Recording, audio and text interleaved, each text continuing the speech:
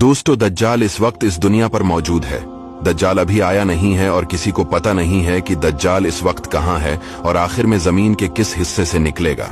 लेकिन पूरी इस दुनिया पर एक ऐसा सहाबी गुजरा है जिन्होंने दज्जाल को देखा भी है, इससे मुलाकात भी की है और इससे बातचीत भी की है। दोस्तों, वीडियो को जरा गौर से सुनिएगा। एक मर्तबा हमारे नबी सल्लल्लाहु अलैहि वसल्लम ने अचानक अपने सहाबा को जमा फरमाया और खतबा देने के लिए मेंबर पर तशरीफ फरमा हो गए और नबी करीम सल्लल्लाहु अलैहि वसल्लम ने फरमाया कि अमीमदारी ने मुझे बताया कि वो 30 अफराद थे और किश्ती में वो सफर कर रहे थे कि तूफान आ गया और वो भटक गए। तकरीबन महीना भर वो समंदर में घूमते रहे और एक दिन सूरज गुरूब होने के वक्त एक नामालूम ईलैंड पर वो पहुंचे। उन्हें वहां सयाह रंग की मखलूक नजर आई जिसके जिस्म पर बाल बहुत ज्यादा थे।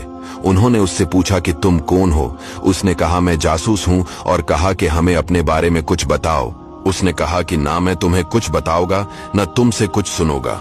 तुम उस बदखाने में जाओ, वहां एक शख्स तुम्हारा बड़ी बेचैनी से तुम्हारा वेट कर रहा है, वही तुम्हें कुछ सुनाएगा भी और बताएगा भी। फिर वो सब अंदर चले गए। वहां एक शख्स सख्ती से जंजीरों में झगड़ा हुआ था। उसने पूछा कि तुम लोग कौन हो और कहां से आए हो? उन्होंने बताया, शाम से आए हैं। उसने पूछा, अरब का क्या हाल है? और एक शख्स वहां पैदा होना था, उसका क्या हाल है? यानी हमारे नबी अलैहिस्सलाम के बारे में पूछा। सहाबा ने बताया कि वो अच्छे हाल में है। पहले तो उनकी मुखालफत हुई, लेकिन अब वो तमाम अरब पर वो गालिब हो गए हैं। ये सुनकर उस शख्स ने 3 चीखें मारी और बोला कि मैं दज्जाल हूं और कहता है अनकरीब में आजाद हो जाऊंगा और जमीन का चप्पा चप्पा में गुमूंगा और इसका कोई हिस्सा नहीं छोड़ूंगा सिवाय मदीना के, क्योंकि मुझे में वहां जाने की ताकत ना होगी। और एक रिवायत की रोशनी में ये बात भी कही जाती है कि दज्जाल को हजरत सुलेमान अलैहिस्सलाम ने कैद किया था। दज्जाल का फितना तारीख में एक बहुत बड़ा खतरनाक फितना है। दज्जाल का जो हलिया बताया गया है वो ये है कि दज्जाल एक जवान मर्द होगा, लंबा कद होगा, एक आंख से काना होगा और एक आंख खून आलूद हो गए।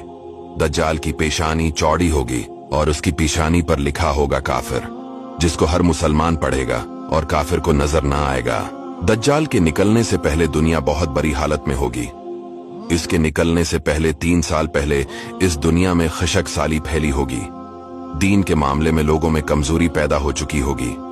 तब दज्जाल ईस्ट साइड से अस्बहान या खुरासान शहर से निकलेगा और जमीन पर 40 दिन रहेगा, जिनमें से एक दिन 1 साल के बराबर होगा, दूसरा दिन महीने भर के बराबर होगा और तीसरे दिन हफ्ता के बराबर होगा। इस मद्दत में दज्जाल अपने गड्ढे पर सवार होकर सारी दुनिया का चक्कर लगाएगा। दज्जाल के इन फितनों की वजह से अहले ईमान सख्त परेशान और तंगी के आलम में भागकर दुखान नामी पहाड़ में पनाह लिए हुए होंगे।